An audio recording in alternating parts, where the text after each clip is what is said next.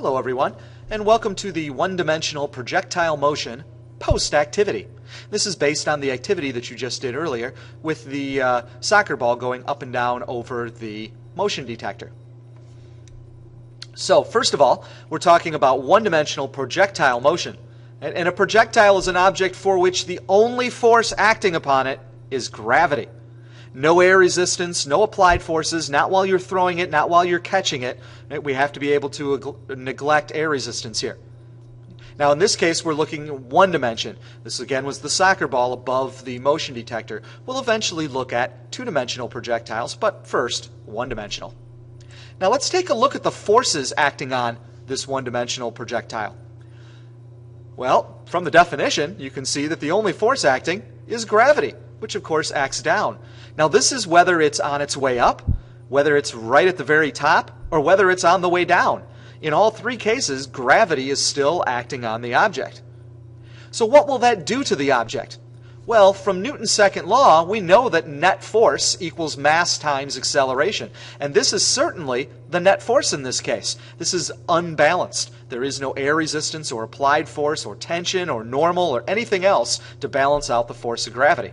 Remember, this is just fancy for vector sum of the vertical forces, or vertical net force. So since gravity is acting down, the net force here is negative F of g, and that will equal the mass times the acceleration. As we've done many, many times, we can rewrite the force of gravity more fundamentally as mg, mass times gravitational field strength. Remember, F of g is gravity. Gravity is a force. Little g is gravitational field strength. Now, notice something here. More mass means you have a bigger force of gravity, a larger net force. But more mass also means you have more inertia, a greater tendency to resist changes in your motion. And notice, they end up canceling out. This is actually, again, a rather deep thing. It's the jumping off point for the general theory of relativity, Einstein kind of stuff. But for us, it just means that more mass means more gravity, but more mass means a corresponding increase in the inertia, and so it cancels out of the equation, which means the vertical acceleration does not depend on mass. So as long as we're neglecting air resistance and other effects, it really doesn't matter whether we have a ping pong ball or a feather or a soccer ball or a shot put, for that matter. All the acceleration is the same. And that acceleration is equal to negative g. And we certainly know what the gravitational field strength is near the surface of the Earth. It is 9.8 newtons per kilogram. Now that may not look like an acceleration with those units, but remember, a newton is the force required to make a 1 kilogram object accelerate at 1 meter per second squared. It comes right from F equals ma. So if a newton is a kilogram meter per second squared, then the kilograms cancel, and we are left with units of meters per second squared, which are, of course, acceleration units. So this is a little proof that the vertical acceleration should be g, which is negative 9.8 meters per second every second.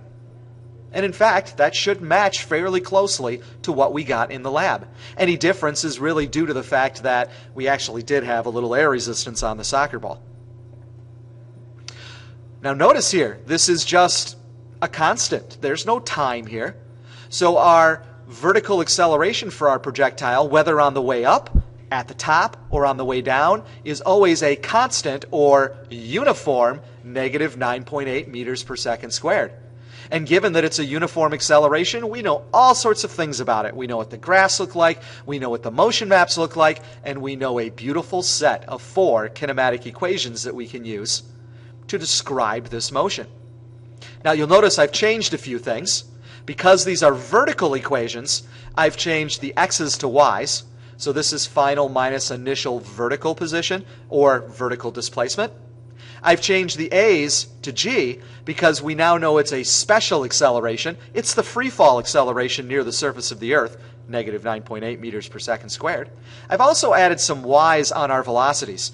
This is the final vertical velocity. This is the initial vertical velocity. Now, for this part and for the worksheet you're going to do next, it really doesn't matter, the little extra y's. But when we get into two-dimensional projectile motion, we'll need to distinguish between the vertical part of the motion and the horizontal. So just getting in a little practice there.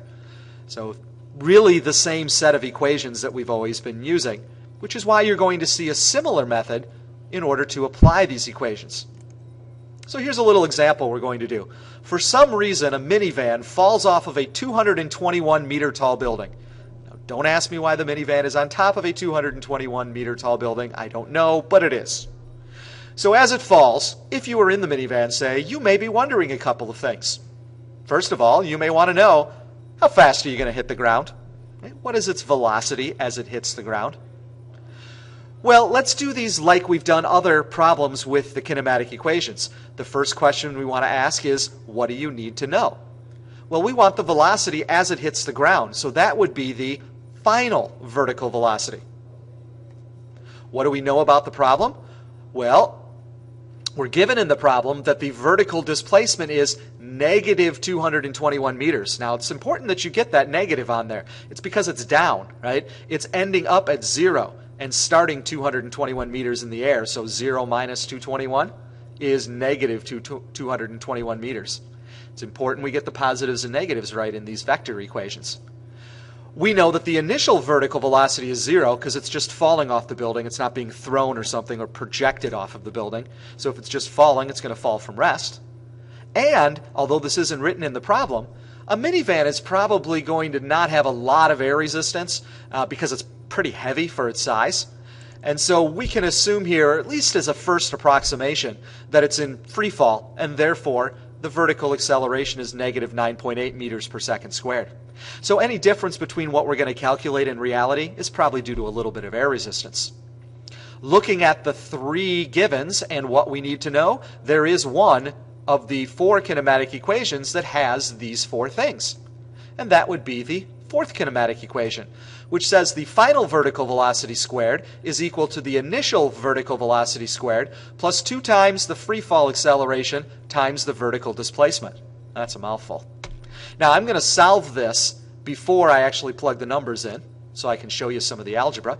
First of all, the initial vertical velocity is 0, so that means the initial vertical velocity squared is 0.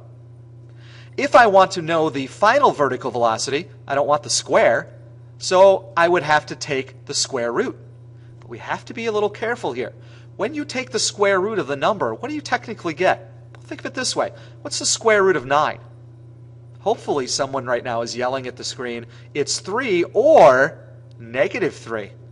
And so when you take the square root of a number, you get both the positive and negative root. This is one thing your calculator is not going to do for you.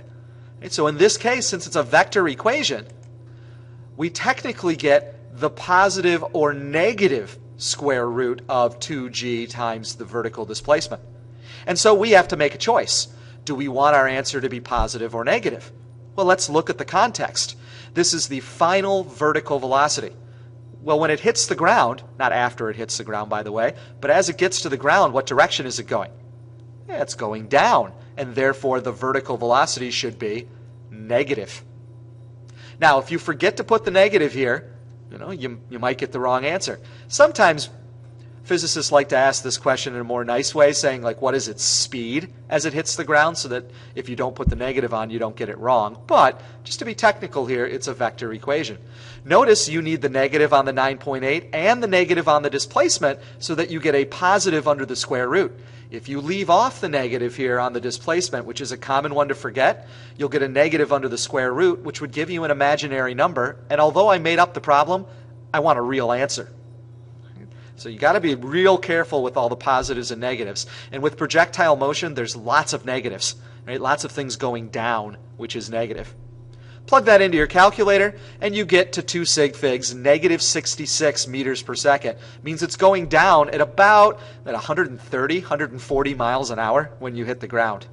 So, ouch. Right? The second question you might ask yourself on your way down is, about how long do I have to live? Since I'm going to hit the ground going 130 miles an hour, and how long is it going to take me? Well, that means we're trying to find the time. What are we given in the problem? Well, we're given the same three things. We know the vertical displacement's negative 221 meters. We know the initial vertical velocity is 0. We know the vertical acceleration, or the free fall acceleration, is negative 9.8 meters per second squared approximately. Now, we also know the final vertical velocity, but remember, with kinematic equations, it's always best to not use what you just found.